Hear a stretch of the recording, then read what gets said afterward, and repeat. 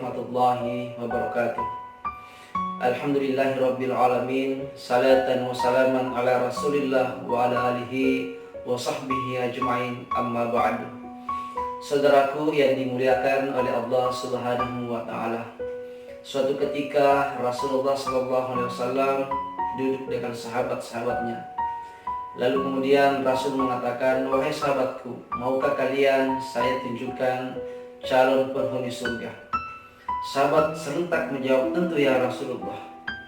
Kemudian Rasul menunjuk salah seorang sahabatnya yang lewat di sekitarnya. Kemudian di hari yang kedua Rasulullah SAW kembali duduk bersama sahabatnya. Lalu kemudian mengatakan, "Wahai sahabatku, maukah lagi saya tunjukkan calon penghuni surga?" "Tentu ya Rasulullah," kata sahabatnya. Kemudian Rasul kembali menunjuk dengan orang yang sama. Di hari yang ketiga Rasulullah kembali duduk dengan sahabatnya dan mengatakan, "Wahai sahabatku, maukah kalian saya tunjukkan lagi orang yang akan masuk surga?" "Tentu ya Rasulullah." Kemudian Rasul kembali menunjuk dengan orang yang sama di hari-hari yang sebelumnya. Di antara sahabat Rasulullah SAW yang duduk dengannya, ada satu sahabat penasaran dengan sahabat tadi yang dijamin oleh Rasulullah masuk surga. Dengan rasa penasaran, maka dia ingin tahu, mengintai apa sih amalan spesial yang dilakukan atau diamalkan oleh sahabat tadi. Kemudian datang bertamu ke rumahnya dan meminta izin untuk menginap 3 malam di rumahnya dengan harapan ingin tahu apa sih sesungguhnya amalan yang dilakukan, ingin mengintai. Kemudian sahabat tadi mempersilahkan untuk menginap di rumahnya selama 3 malam. Dan kemudian malam pertama sahabat tadi ingin mengintai. Di malam pertama memperhatikan, melihat apa sih sesungguhnya amalan yang dilakukan. Mungkin ada amalan ketika tengah malam, ataukah ada amalan spesial yang dilakukan.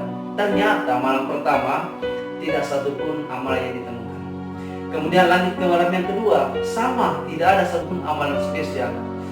Dan yang terakhir malam ketiga kembali mengintai dan ternyata hasilnya sama dengan malam-malam sebelumnya. Saudaraku yang dimuliakan oleh Allah Subhanahu wa taala, ketika waktunya tiba, sahabat ini tadi ingin pulang dan meminta izin untuk kembali dari tuan rumah tadi atau sahabat yang sudah dijamin surga. Namun sebelum pulang sahabat ini mengatakan, "Wahai sahabatku, saya ingin bertanya kepadamu, apa sih sesungguhnya amalan yang engkau lakukan sehingga Rasulullah SAW menjamin Anda masuk surga?" Kaget sahabat tadi. "Wahai sahabatku, tidak ada amalan spesial yang saya amalkan, yang saya lakukan." Kemudian kembali tadi sahabat mengatakan, "Wah, tidak ya sahabat, pasti Anda akan pernah melakukan amalan-amalan yang spesial sehingga Nabi mengatakan engkau calon penghuni surga."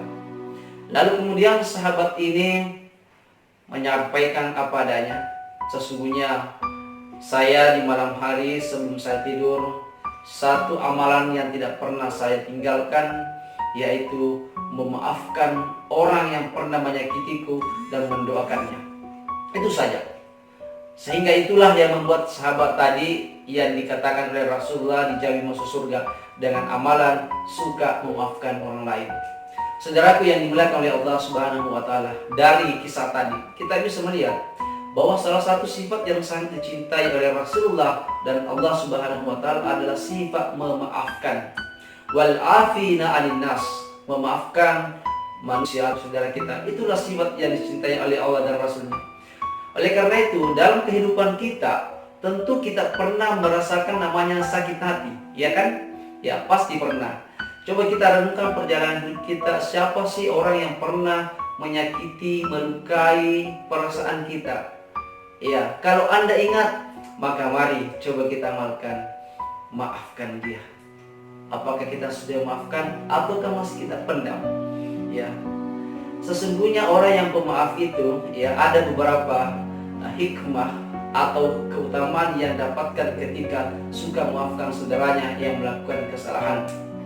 Yang pertama, orang yang suka memaafkan adalah mendapatkan hati yang damai. Ya. Bagaimana tidak? Sesungguhnya kesalahan, kemarahan yang ada dalam hati kita, kalau kita tidak memaafkan orang, maka itu akan menjadi beban, itu akan menjadi sakit dalam hati kita sehingga kita tidak tenang, kemudian tidak bebas. Apalagi ketika kita melihat orang yang pernah menyakiti kita, pasti kita marah.